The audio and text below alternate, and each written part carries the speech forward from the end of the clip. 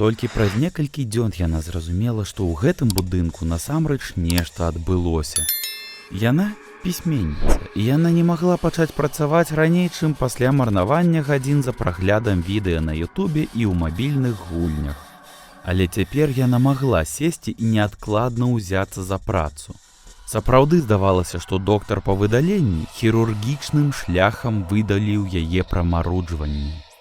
Яна была ў захапленні, але толькі спачатку.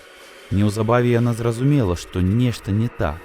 Спачатку гэта адбылося, калі яна размаўляла ў відэачаце са сваёй сястрой і яе немаўляткай. Потым гэта адбылося, калі да яе ў кватэру прыйшла сяброўка. Нарэшце яна пацвердзіла свае страхі перад люстэркам у ванну.